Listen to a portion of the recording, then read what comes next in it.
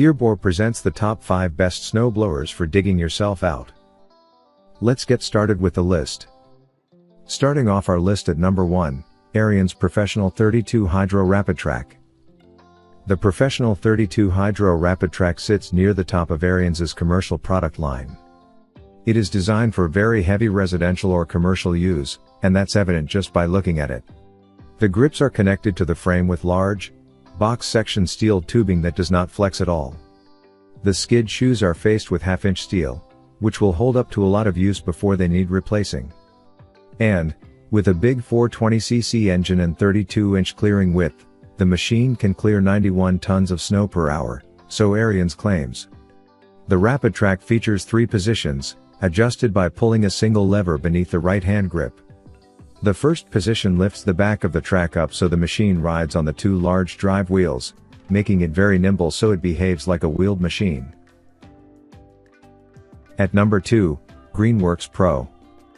The smallest of the snowblowers we tested, Greenworks' 60-volt model is designed to cut a path 20 inches wide in snow up to 10 inches deep. Our tests were a little hard on this single-stage machine. The heavy, dense wet sawdust was difficult to process. Despite this, Greenworks is light and easy to maneuver. It required a little effort to work our way through the 5.5-inch deep test area. To clear down to the pavement took 7 minutes and 8 seconds. Pushing into the sawdust too hard stalled the paddle auger, but we quickly learned how much we could load the unit without it coming to a stop. Our 20-inch deep, packed sawdust snow bank was a lot more than this machine was designed for, so understandably, it was an effort to break through it. At number 3, Toro Powermax HD 828. At 28 inches wide, Toro's Powermax HD 828 is big enough to tackle large areas but small enough to maneuver on most walkways. HD, for heavy duty, means that the 828 features steel construction of all the major parts, including the intake housing, discharge chute and deflector, impeller housing, and frame. In fact, the only significant plastic parts we found were the belt cover and control panel cover. We really like Toro's quick stick, the combined chute and deflector control, which takes very little effort to reposition on the fly. In the snowbank portion of our test, we were able to direct and throw the sawdust 34 feet, sweeping either left or right, a bit less than the claimed 45 feet, but wet sawdust isn't as slippery as snow and doesn't throw as far. At number 4, Simplicity 1222E. Simplicity touts 2-stage power in a 1-stage snowblower with its 22-inch 1222E. Indeed, this has a bigger engine than some 2-stage models, and its power was evident in our testing.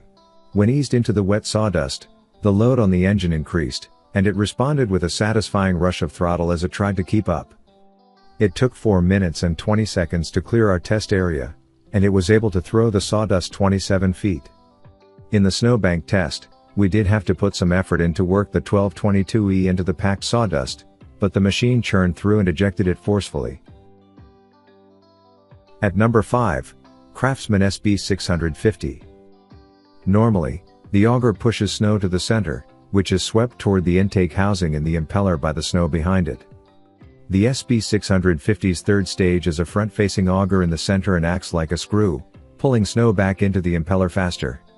This is an advantage when clearing dense snow left by plows at the end of the driveway or heavy, wind-driven snow drifts. The third stage digs its way into the dense snow, rather than just scraping the edge of it. In testing, the SB650 feels much like any other snowblower. Power steering facilitates quick turns. Pull a trigger below either hand grip to head in that direction. One advantage with this type of system is that the axle is normally locked, which made it easy for us to keep nice, straight lines.